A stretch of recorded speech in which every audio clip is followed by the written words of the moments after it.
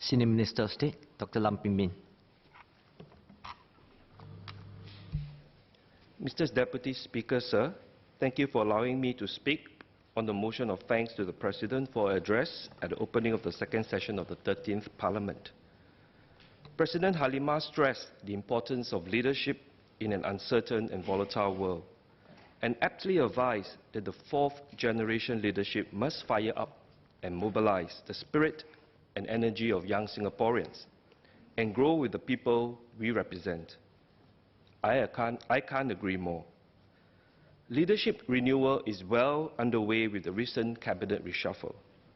Singapore will transit progressively from 3G to 4G over the next 2 to 5 years. Each generation of leadership change premises a new social compact, one that is based on a set of core, inclusive and shared values, one that also builds on our past and embraces our future. Confucius once said, "Study the past if you would divine the future." An astute Singaporean political observer once shared with me this. He said, when Singapore was first founded from the embers of the British Empire and the brief interlude in Malaya, the founding fathers of 1G leadership saw the need to build the country and its institutions as quickly as possible in the face of external threats and internal strife. The relationship between the polity and the political leaders could be summed up as no voice and no choice. There was no luxury of space for discourse or time for discussion with the people. People accepted this because existential threats were not rhetorical questions or strategic questions to be answered, but they were actually day-to-day issues that need to be tackled in the business of running Singapore. After about 20 years in the mid-80s, as the 2G leaders began to take on the day-to-day running of the country and things settled down a bit, the people were then asked to air their views. It is no surprise that the feedback unit, which was a precursor of REACH, was formed in 1985.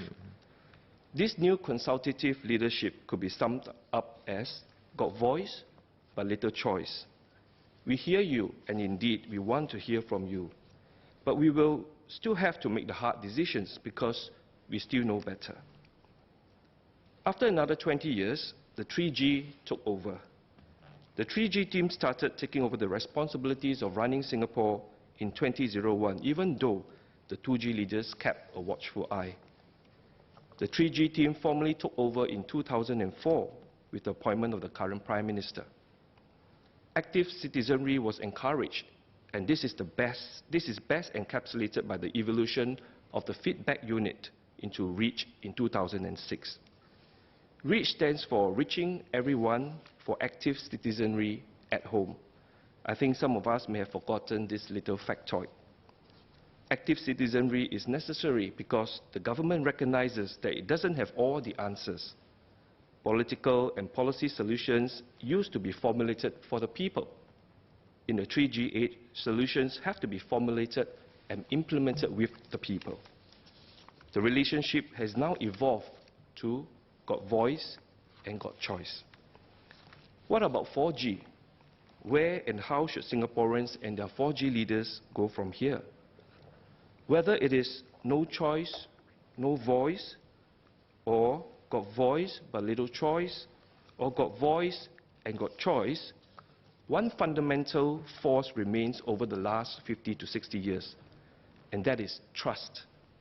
The trust between the PAP government and the people has largely remained strong over the years, despite the many tests and tribulations. Trust not just nurtures and edifies, but if not betrayed, trust perseveres and overcomes. Trust with time reveals and discovers. Trust is difficult to quantify or value precisely, but in its absence renders almost everything else worthless in a relationship. Trust endows us with the courage and cohesion, which is what we need going forward. I'm not talking about individual courage, but courage as a nation and as a people to forge a future together. As Aristotle once said, Courage is the first of human qualities because it is the quality that guarantees others. Courage as a group is based on trust. Cohesion is a little bit more difficult to understand. Cohesion is not simply uniformity and does not occur just as a default option due to the lack of diversity. Of course, if a group shares the same genetic, cultural, and geographical factors, then cohesion may be much easier to achieve.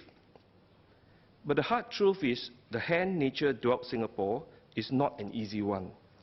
Our multi-racialism, multi-religion, and multiculturalism may be a strength, just as much as it can be a challenge. And we'll always have to work through the cards we are dealt one by one to get the best possible result. This is and will be the work of the generations of leaders of Singapore. Just as our founding father, Mr. Lee Kuan Yew, had reminded us, this is not a Malay nation, this is not a Chinese nation, this is not an Indian nation. Everybody will have his place, equal, language, culture, religion. The challenges are many for the new 4G leadership. Some may think that existential and basic questions no longer dog us. We no longer worry about a roof over our heads, about clean water, or having enough food, or our children having a chance to get a decent education. The only basic or daily living questions that admittedly still eludes us a little are the high cost of living, affordability of health care, and reliability of our public transport system. The PAP government, whether current or future, is determined and committed to address these issues together with the people. But this does not mean we don't have challenges that threaten the very basic fabric of our society. These challenges are more subtle, but no less fundamental and visceral. One major challenge is how do we maintain cohesion in Singapore? Cohesion is formed from a sense of identity, shared values, and singularity in purpose. It is unfortunately as abstract as trust. The old challenges of race and religion to cohesion are still there. It will always be a work in progress in Singapore. The 3G leadership has evolved and made appropriate changes in giving voice and choice to the people. And the 4G leadership should do likewise, albeit in a more challenging environment. But there are other forces at work, such as technological disruptions, the proliferation of fake news, and sometimes extremist views and ideologies that we need to be watchful about if we are to protect and improve upon the cohesion we have. To me, there are three key challenges on building cohesion facing Singapore and the new leadership. Let me share them with the House. The first challenge is the widening social and income divide. The gap between the have and have-not is becoming more pronounced. How do we keep a country going together when different social classes may be living literally and physically further and further apart? On one side, there may be families who take holidays in European ski resorts without a second thought. And on the other hand, many other families can only afford to take a coach to Malacca for a holiday, if at all. These outcomes may be entirely due to a meritocratic system sorting out society, and also due to market forces, and may be even entirely justifiable from such perspectives. But in the long run, what will be the effect on cohesion? And what do such outcomes reflect on the values we profess, or at least claim to profess? The second challenge to cohesion is marshalling the middle ground. It has been said that if one can capture the middle ground, then one is usually victorious in politics. But as we have seen in many post-fact democratic societies, one sometimes wonders, what is the middle ground? In most issues in the past, the spectrum of opinion of the polity could be described by a Gaussian distribution, or what we call a bell-shaped curve. If the entire chunk of the bell-shaped curve supports you, you are home. I'm not sure if the bell-shaped curve is still so prevalent anymore in a multipolar world with many different viewpoints and groups. Anyone can publish a blog or be an influencer with a following of thousands. There are now thousands of moderately loud voices versus only several very loud voices in the past.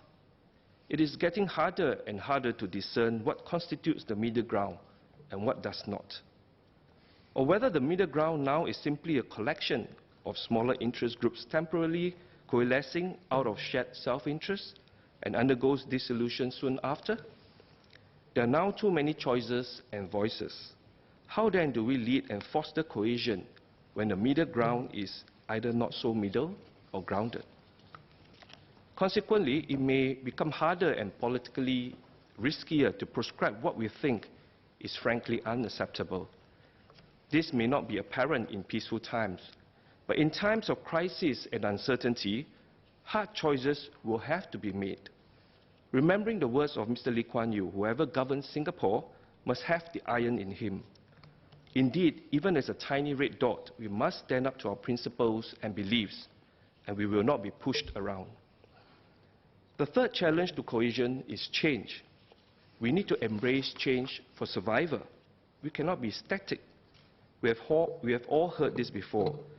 But let's face it, there is a place in your heart that just warms up when you visit the same coffee shop or hawker center that your father brought you to as a kid. You feel a sense of security and joy when you tuck in the same nasi lemak and kaya toast with soft-boiled eggs that had been made by the same folks for the past 20 years.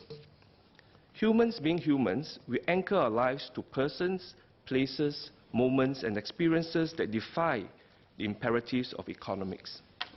These anchors define what is truly home to us. I'll be honest, every time I see a favorite hawker retire and coffee shop close, a little bit of the sense of home dies in me. Even though I can understand why he is retiring, his children have all graduated from university. Yes, change is inevitable. We either change or be changed. How do we then lead Singaporeans to face and embrace change so as to stay relevant in a world of ever-shortening business and technology cycles and diminishing distances between competitors, and yet keep and grow the sense of home within all of us is a major challenge. The more shared life anchors we have, the more cohesion we have. National service is one such example. But our life anchors often do not answer to questions of economics, even though our economic and physical well-being demands we answer and respond to these same questions adroitly.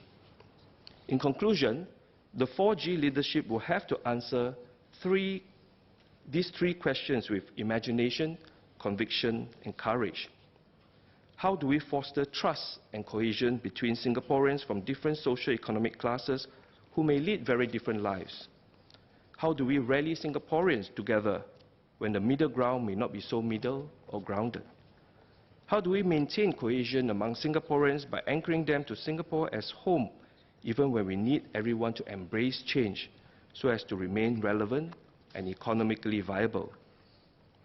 As PM Lee has said, each generation has to chart its own way. Ours has just begun. With trust and cohesion as our shield and sword, we should be more than all right. Mr. Deputy Speaker, sir, I support the motion.